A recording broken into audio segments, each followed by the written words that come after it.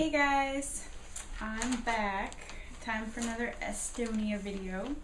So I think where we left off is we had just gotten on the ferry from to go back from Hiiumaa to the mainland, and I was really tired because I got like an hour of sleep. So when we got back to the mainland, we went to a castle called Haapsalu, and since I was really tired, I wasn't really into it, and it was a cool castle because castles are just cool anyway, but I think it was a really high traffic, like touristy area or something. There's a lot of teenagers hanging out, smoking and drinking and leaving trash and stuff, so I was just I was in an irritable mood, and I don't know, it was kind of a good thing that we had so many different people with us in that choir, because if you were kind of, not wanting to hang around with certain people, there were plenty of other people to choose from. So we got on a bus, or we were already on our bus because we took a ferry, but we got back on our bus after Haapsalu and headed to Paide, which is right in the center of Estonia, and they call it the heart of Estonia. So I believe we stayed in more like old dorms. They looked like dorms. I'm not really sure exactly what it was, but we got to choose again who we were going to stay with. So I stayed with my friends Megan and Kaylin because I wanted some new faces. I was really tired, kind of moody. Unfortunately, I didn't take a lot of pictures. There's not going to be a ton in this video because I think I was so tired that I just didn't think of taking that many pictures. But anyway, so we're in Paide, and our purpose in Paide was to go visit a composer named Urmas Sisask, and he is amazing. He's kind of a recluse, like I wouldn't say he's exactly a hermit, but he doesn't hang around people that much. He's kind of a mad scientist for music. He's a little bit nutty, but he's a genius. He believes that all the stars have their own pitch, but that they're too low for us to hear, and he uses the stars to write his music. And we were actually singing one of his pieces of music in our book of songs that we brought, and so we got to go to his house, which was amazing because for someone who's kind of a recluse, they don't have people over either. They don't go visit people, they don't have people over. So to invite a whole choir of like 50 crazy American college kids was amazing. So we went to his house and we sang him a concert. Well, not a concert. We sang him his song. And then, and he directed it too. It was pretty cool. And then he told us, and this was all through a translator, by the way, because he didn't speak English either. He told us some really weird story about a funny tree that was on his property. And we were like, okay, Sisask, you're a genius. We'll just let that little weird tree story slide. But then he took us into, he had this, I think it looked like an old grain tower or something, but he called it his star tower. And so all of us filed into this tower. It wasn't exactly perfectly round, but it was kind of like, round-ish. And we all crammed up in there. I think it was enough room where we weren't like sitting on top of each other, but it normally wouldn't have 50 people in it. So he had all these chairs up there, and some of us were sitting on the floor, and the piano was in the middle of the room, and we were all kind of filed around, filled in around the piano. And the reason that it is called his star tower, we found out he flipped off the lights and turned on a black light, and from floor to ceiling and all over the ceiling were little tiny glow-in-the-dark stars that he had stuck and recreated the entire night sky over Estonia with constellations and everything. And he told us this story of how he did it. He took, there's this drink called gin long drinks that's basically alcoholic squirt. I don't know if I've told you about it. And it comes like in a bottle already mixed up. And if you don't know what squirt is, it's grapefruit soda. So it's like gin and grapefruit soda. Anyway, so he took like bottles of that and set one every 5 feet or so, and he would drink a gin long drink as he was putting up all these stars, and then he'd get to the next section and drink another one. And he's like giggling and laughing as he's telling us this through the translator. It was hilarious. Anyway, so we're just all marveling at this crazy, it's a night sky above us essentially, and this was in the middle of the day when we went, so it was really crazy, like suddenly it's nighttime, And he sits down at the piano and he performed these songs that he'd been writing. He basically composed a song for each of the 12 zodiac signs, and he played them. I don't know where he started, but he might have started like January, like Capricorn, and just moved on through. It was amazing. It was one of the more amazing experiences of my life. It was just completely crazy. So that was just fantastic that we got to do that. One of those once in a lifetime things you don't just get to do if you're a tourist. So anyway, pretty freaking cool. I think we performed another concert. I think this is where we went and sang in a really cold church. It was like a meat locker in there, I think. I'm not really sure. But after we were done in Paide, we went back to Tallinn, and we were all pretty tired because we'd been gone for a while, and we were excited to get back home. And so, but we didn't really get to rest because we had like a rehearsal and a concert the very next day. But it was a really awesome concert. It was one where we were doing kind of in a mass concert with a couple of Hirvo's choirs. Like, I think there was a men's choir, but it was more like, you know, early 20s men, not like grandpa men or something. Sorry, when I think of men's choir, I think of like grandpa men. I don't know why.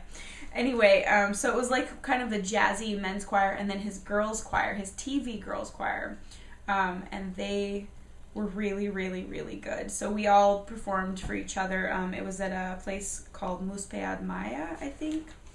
I think that's what it is. Yeah, Muspead Maya, the hall that we performed in. It was in Old Town. It was really awesome. The girls choir they not only did like songs and stuff, but they were doing dancing, like traditional dances and stuff while they were singing, because they were doing a bunch of Velio Tormi's songs, and some of his stuff has dances that go with it. And they also did some American kind of jazz numbers, which was they were really good, but it was kind of funny because you heard it with an accent. It was really interesting because most of the stuff they were singing was in Estonian, so when they sang in English, it was really funny to me. And then they actually performed a song called Memories from the musical Cats, and they performed it in Estonian, and it was freaking gorgeous. And they had this soloist, I think her name was Hanna-Lena, and I think she's a big deal in Estonia right now, but holy crap, it was just so beautiful. It was a really fun concert, and we had a big old hoisa afterwards, a big party. Teresa's and my homestay was a choir member. Like, all of our homestays were choir members, and so he was there, and we were all just like singing and drinking and eating and partying into the night. It was great, and he had to go to work the next day, but he was partying with the best of them. It was pretty funny. Teresa and I left before he did. We were like, oh my gosh, he's not gonna get any sleep. He's partying like a teenager. So after that, I think we got a few free days, and Teresa and I, when we had our free days, we tried to catch up on laundry, and the washing machine at our homestays took a million years to go through a cycle, and so we had gotten to where we were washing things in the sink, so we did a ton of laundry. We kind of ran some errands, I guess. Not really. I mean, we did need to get a couple of things, like some food, and Teresa's bag, like, that she brought had broken, like the zipper broke, so we need to get her a new bag. And there's a picture of Teresa's new bag. And then amongst all this, like, coming and going, to the store, because we'd also decided we were going to cook dinner for our homestays, so we were going out trying to find ingredients for spaghetti, which it's not really that easy. It's probably easier now because they have those big, huge grocery stores, but then it was not that easy to try and find ingredients that were familiar to us. But there was a bunch of little kids in the apartment complex, area that were playing outside all the time, and one of the times that we were going back in, they heard us talking to each other, and they were all excited, and they ran up, they're like, oh, you speak English? Are you American? And they were so excited.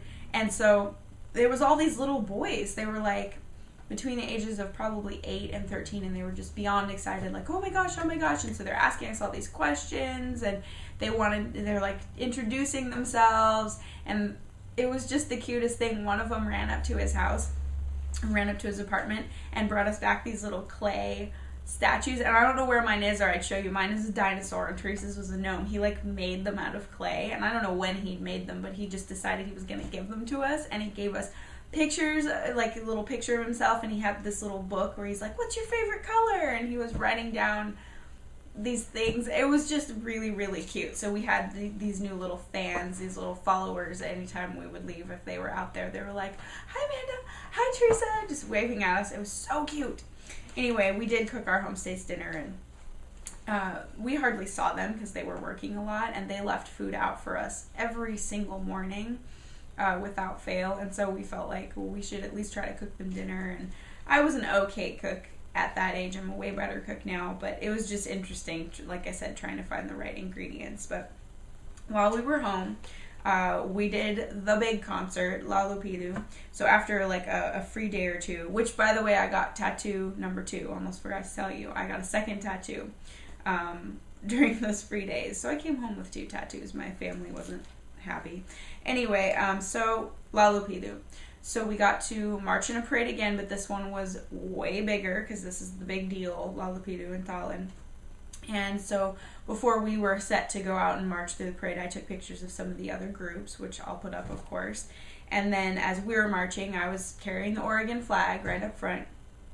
And I think Jared took a really awesome picture from the back audience point of view of the dome, like filled with singers, because you march right up into the dome. You know, you march through the streets of, you know, starting in Old Town, whatever, and then you march right into the dome and start singing. And it's all separated: soprano, alto, tenor, bass. And there are so many choir members and there's just so many people there that they have big screens, and I do have a picture. They have big screens that the conductor his image is projected onto so that the audience can see. And I think that sometimes, I can't remember if we could see it from our position either, but the conductor is a little teeny tiny if you're way up in the dome, so it's kind of hard to see. You just have to follow, you know, however you can. But some of the boys choir members that we had done an exchange with were sopranos, and so Velio was up there standing with Teresa, and my friend Molly and I. We were all standing up there, and I think Sherry, our friend Sherry, was up there as well.